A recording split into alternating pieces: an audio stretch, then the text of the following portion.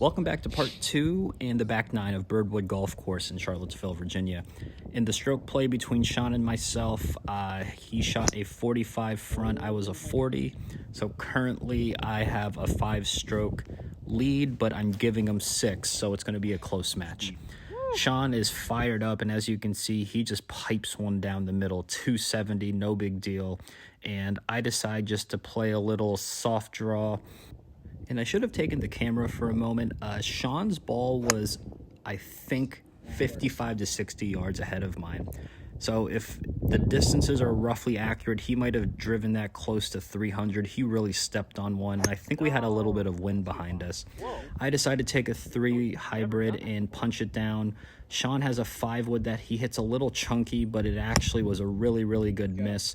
His ball's a little bit ahead of mine with a good look into the green. I play a pitching wedge that I pull, and I believe I stick the green but rolls off to the edge. And here's Sean approach, and listen to his contact. Oh my God. It's right at it. Come on. He hit an absolute beauty that deserved a moment of silence from commentary to hear that compression. So here I am, and let the record show this is not a putt, or as our buddy Alex Andrews would call it, that is 3-putt protection, baby. No big deal. Here's Sean's birdie putt coming down the hill. I think it was probably a 35, 40 footer, and he hit an incredible lag putt for a good par there. And you can see I'm just so bad. I'm so bad. That's a terrible bogey. Bad way to start. Sean gets one back. Next hole is a par 3, and this one was now playing into the wind.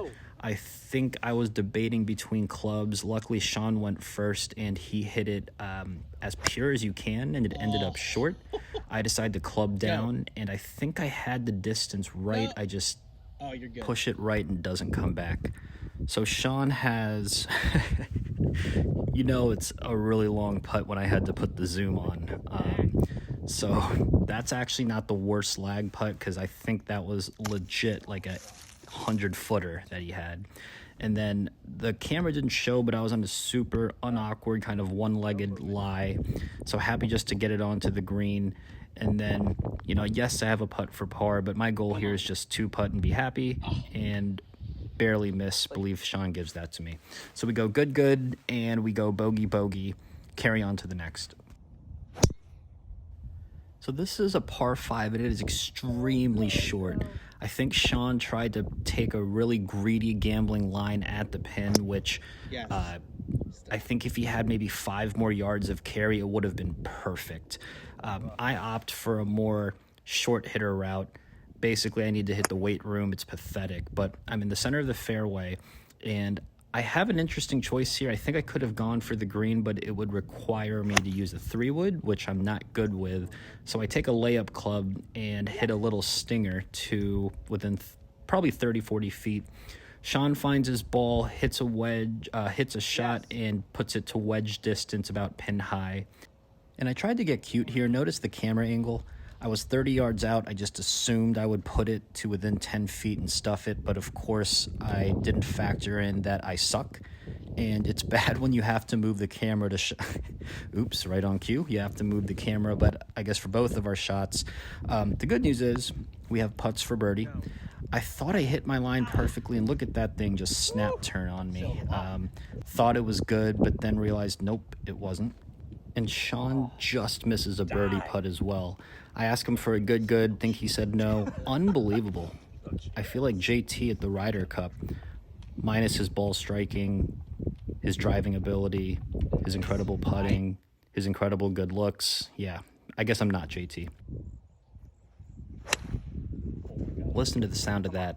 Sean pured it. He was really compressing the ball well when he got a hold of him today.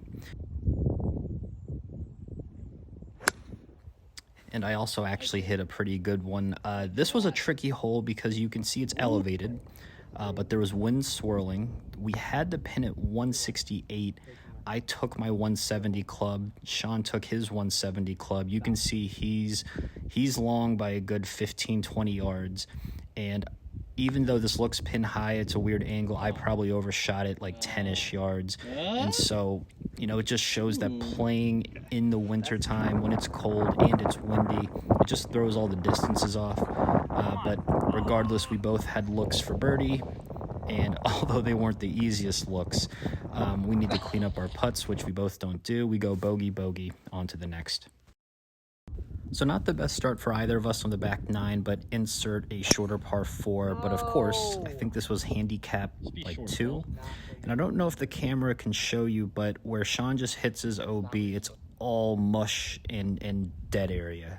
It's still playable down there, but you don't want to go there. I decided to take a controlled kind of sawed-off driver that went 220 at most, probably rolled 230. So you can see that Sean's in like a mud pit where you could find his ball. It was really easy, but I can't imagine trying to hit out of that. So his first one was a shank, but that was a hell of a recovery on the second shot. And then this is probably the shot I'm the most proud of for today. Not knowing the course, Sean told me aim for that tree. You can see the tracer pin hunting that tree. And it was pretty damn perfect in terms of where I ended up. I think Sean ends up not being able to find his ball. He takes a drop, chips on, and I think we end up just giving him a triple max. So here's my birdie putt, and this putt just absolutely sails on me. It's clearly not me. I'm the best putter in the world, so I'm blaming the course. I'm blaming the weather. I putt with my glove on, so it must have been that. Maybe there was a chip in the ball that I was using, so yeah, definitely can't be me, but that's a 3-putt bogey for your boy. Up next, we have a par 5, and according to Sean, this one's pretty straightforward. It's actually not that long, but you can see that it's pretty narrow. Trees left, trees right, the fairway's pretty tight, so it does require a pretty good tee shot. I think Sean catches one, blast it, but one thing that might not be noticed if the audio isn't too loud, it was really, really windy. I end up rolling into the rough, and I hit a hybrid out just to punch it. Anything around 190, 200, I'd be happy. Sean, I believe, goes 5 wood. Same logic, just wants to push it forward. Anything about 190, 200, he's happy. Here's my approach shot. I take a pitching wedge from about 115, and because of the wind, I wasn't sure what club to use. I opt for more club. You'll see in a moment that while the tracer hits the green, look how far it is. And then Sean, maybe my shot scared him, but he ends up a little short. So I'm long, he's short. Here are our looks for birdie. Give me a curve. And we do it again. We blast it past. I actually de-greened. That's how bad it is. So as I'm walking the 400 feet to get to my ball, I'm thinking in my head, you know, do I need a new putter? Should I maybe get new balls to putt with? Should I try changing my gloves because I do putt with a glove on? Again, it can't be me. It's clearly the materials around me. So I'm actually not sure on the ruling. Is that a 3-putt if you de-green and putt again? Is that technically a 2-putt? But regardless, I end with a bogey. I believe Sean ends up with a bogey as well as he 3-putted, but we're on to the next.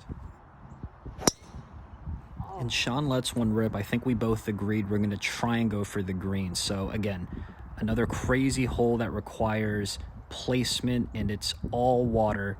The fairway is actually connected on the right, so you can opt for a traditional route. Him and I decide to try and go for the green. You only need about 230, 240 to get to where we are. Mine was, I think, about 245-ish, and I have a 60-yard approach shot. For any long hitters, this must be a dream for you. You probably only need about, I think it was 275, 280 to reach the green. So I end up with a pretty good wedge in. Sean is scrambling. He had a really unlucky second shot with that tree, if you saw, and so he's just trying to get it onto the green after some really ridiculous lies. I think Sean's showing you that, you know, this course can be tough if you don't stay in play. So one OB can lead to multiples because of how thick the grass is, random trees. But Sean actually did a pretty good job scrambling there. So 2 holes left, and upcoming, this par 3 is one of the most beautiful holes. It reminds me of that Whistling Straight hole where Jordan Spieth had that crazy flop shot. So it's all water and crap to the left.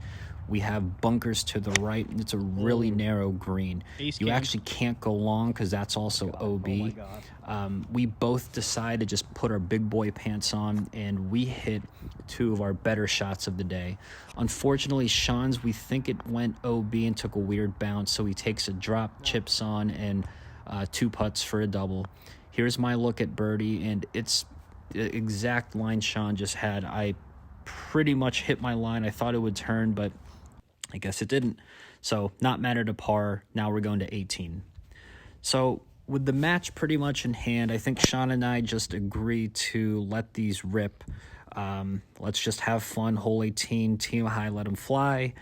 I hit a snap hook, which luckily hangs on because I think the rough kept it in play. And then Sean, man, he just let loose. And I don't know if we gave him enough kudos in this video, but he outdrives me by 30, 40 yards. And we all know I'm not a long hitter, but he can really catch the ball and let him fly. We have 2 pretty good approach shots. They were blind. We can't see into the sun, but I actually end up short. Hit a really good chip, and listen to Sean's reaction. I thought I hold it for a moment, but here's Sean's look at birdie. Always good to try and end on a birdie, and I think that was his mindset. Don't leave it short. Unfortunately, he ends with a 3 putt, but I love that he gave it a run. And here's my look and cleanup for par, which we get. And, you know, all in all, I think I'm pretty happy with the match and how it ended up. So final scores are 92 and 81. And I know everyone always says it after a round, like, oh, we played so much better than our score shows, but I really think we did, because the wind, not knowing the course, not feeling our fingers for the first few holes doesn't get taken into account. But anyway, hope you enjoyed the video. Until the next time.